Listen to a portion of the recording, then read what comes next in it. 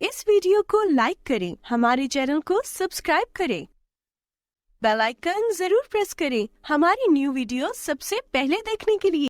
औलाद के लिए दुआ मांगना अंबिया और अहले ईमान का शेवा रहा है।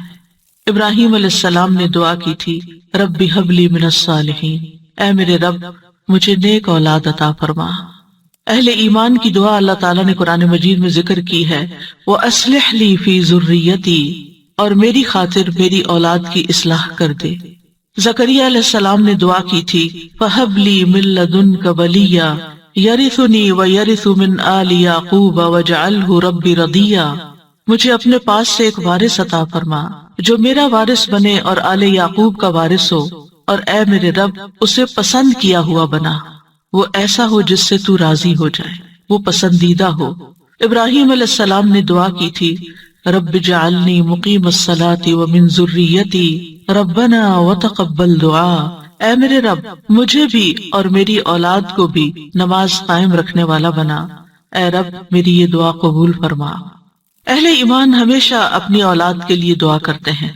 सूरत अल फुरकान की जो आयत मैंने आपके सामने पढ़ी हैं, ये इबादुर रहमान से मुतल्लिक आयत हैं कि रहमान के खास बंदे, रहमान के पसंदीदा बंदे अल्लाह ताला से दुआ करते हैं कि रब्बना हब लना मिन अज़वाजिना व ज़ुर्रियातिना कुर्रत आयुन, कि अल्लाह हमें अपनी अज़वाज से और अपनी औलाद से आंखों की ठंडक अता फरमा। याद रखिए, ये दुआ हर साहिब ईमान का शेवा है।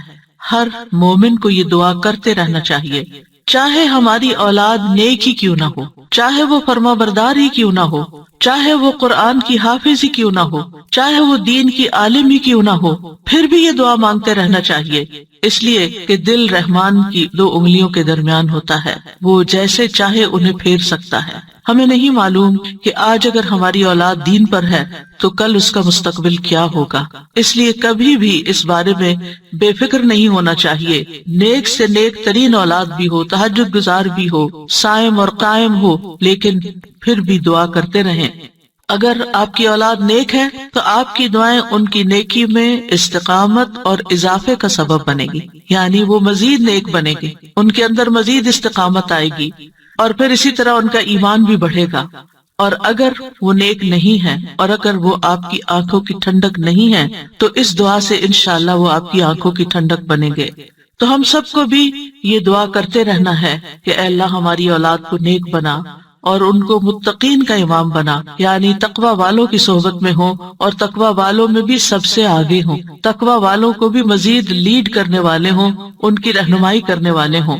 और फिर ये कि वो हमारी आंखों की ठंडक भी हो, यानी जहाँ वो रब के पसंदीदा हो वहाँ वो हमारे लिए भी बाइसे सुकून हो। इसके साथ साथ इंसान के लिए लाजिम है कि वो अपनी औलाद की नेक तरबियत भी करता रहे, क्योंकि तरबियत की कोशिश करना जो है एक सब्र आजमा काम है। इसीलिए इस आयत के बाद जो आयत आती है उसमें सब्र करने वालों की जजा जन्नत में गुरफा बताई गई है। अरबों के यहाँ घर के अंदर जितने भी कमरे होते हैं उनमें से सबसे बेहतरीन कमरा गुरफा कहलाता है, यानी सबसे आला तरीन दर्जा। तो जन्नत में भी जब गुरफा की बात है तो इससे मतलब कोई हाई राइज बिल्डिंग नहीं है, क्योंकि वो एक जगह पर आता ना कि गुरफात पर गुरफात मबनिया होंगे, तो इससे मुराद ये है कि जन्नत के आला तरीन मकामात अल्लाह ताला उनको अता करेगा, जो सब्र के साथ तरबियत भी करते रहेंगे और सिर्फ अपनी तरबियत और अपनी कोशिश को काफी नहीं समझेंगे बल्कि अल्लाह ताला से दुआ भी करेंगे। और बहुत दफा ऐसा भी होता है कि हम तरबियत में पूरी कोशिश कर लेते हैं लेकिन उसका असर औलाद में नजर नहीं आता, औलाद आपकी एक्सपेक्टेशन पे पूरी नहीं उतरती, आप जैसे उनको देखना चाहते हैं वैसे वो नजर नहीं आते।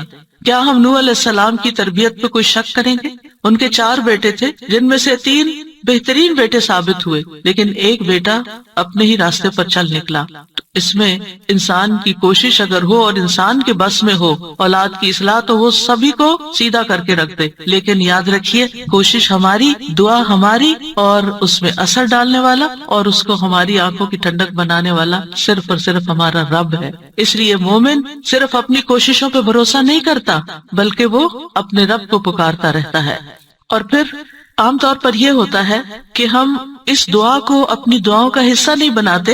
ہاں، جب اولاد کی طرف سے کوئی تکلیف پہنچتی ہے، جب وہ ہماری کوئی بات نہیں مانتے یا ہمیں ناراض کرتے ہیں، تو پھر ہمیں خیال آتا ہے کہ ہمیں دعا کرنی چاہیے کہ ان کی اصلاح ہو جائے اور یہ سیدھے ہو جائیں اور ہماری آنکھوں کی ٹھنڈک بن جائے. یاد رکھیے، یہ صرف اولاد کے بگاڑ کے وقت کی دعا نہیں ہے، بلکہ ہمیشہ یہ دعا کرتے رہنا چاہیے. اپنی روزمرہ زندگی کی خاص دعاؤں میں اس دعا کو شامل کر لیں.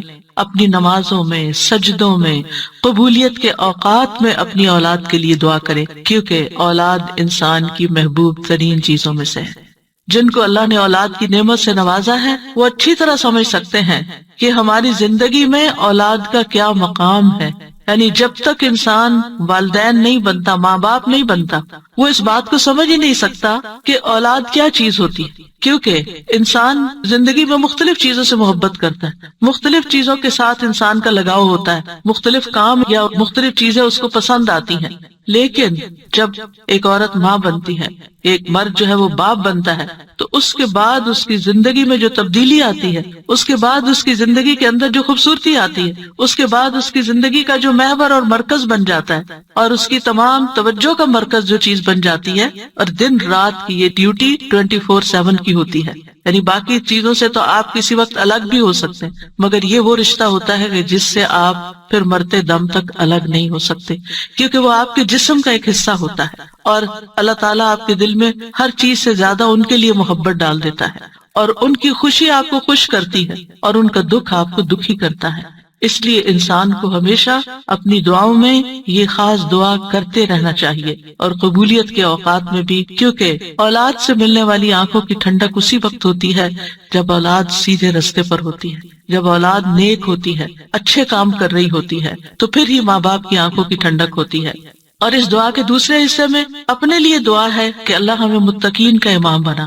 یعنی اولاد جو ہے، ہم اس کے ایک طرح سے امام ہوتے ہیں. جیسے حدیث میں آتا ہے نا، کلکم راعٍ وکلکم مسئول عن رعیتہ، تو ہر ایک ہم میں سے راعی ہے، ہر ایک لیڈر، ہر ایک ذمہ دار ہے. تو اللہ تعالیٰ ہمیں ماں باپ کی حیثیت میں ایسا رول ماڈل بنا کہ ہم متقی ہوں اور ہماری اولاد بھی متقی ہو. یعنی ہماری اولاد میں بھی نیکی ہو، اور پھر ہم نیکی کے ساتھ آگے ان کی رہنمائی کرنے والے ہوں. اور ویسے جنرل سینس میں دیکھیں تو اس میں انسان کو ایک ہائیسٹ مقام حاصل کرنے کی دعا یہاں سکھائی گئی ہے، اور وہ کیا کہ انسان ایسا انسان ہو کہ جسے دیکھ کر لوگ متقی بن جائیں. یعنی دوسرے لفظوں میں یہ کہ نیکیوں میں سبقت کرنے والے ہوں، نیکیوں میں آگے بڑھنے والے ہوں، تاکہ دوسرے لوگ بھی ہمیں دیکھ کر نیک بن جائیں. مثلاً اگر ایک مرد اول وقت میں مسجد میں جا کر نماز پڑھتا ہے تو اس کے بچوں پر اس کا کیا امپریشن ہوگا. یعنی اگر باپ ذمہ دار ہے تو بچے بھی دیکھ کر کہیں گے کہ ہاں ہمیں بھی یہی کام کرنا ہے، کیونکہ بچے ابتدائی زندگی میں خاص طور پر باپ کو، ماں کو بہت فالو کر رہے ہوتے ہیں. پھر اسی طرح اگر آپ کا پڑوسی آپ کو دیکھتا ہے، آپ کے کولیگز آپ کو دیکھتے ہیں کہ آپ کی توجہ سب سے زیادہ کس چیز کی طرف ہے، تو وہ بھی آپ کی دیکھا دیکھی نیکی کے کام میں آگے بڑھتے ہیں. آپ صدقہ کرتے ہیں اور کوئی آپ کو دیکھ رہا ہے، آپ کا مقصد نہیں دکھانا، لیکن کسی کو نظر آ جاتا ہے تو آپ کو دیکھ کر وہ بھی شروع کر دیتا ہے، تو آپ اس کے کیا بن گئے؟ امام. یعنی آپ لیڈ کر رہے ہیں، آپ آگے ہیں اور وہ آپ کو فالو کر رہے ہیں. تو ہمیں یہ دعا کرنی چاہیے اپنے لیے کہ اللہ ہمیں نیکی کے کاموں کا امام بنا.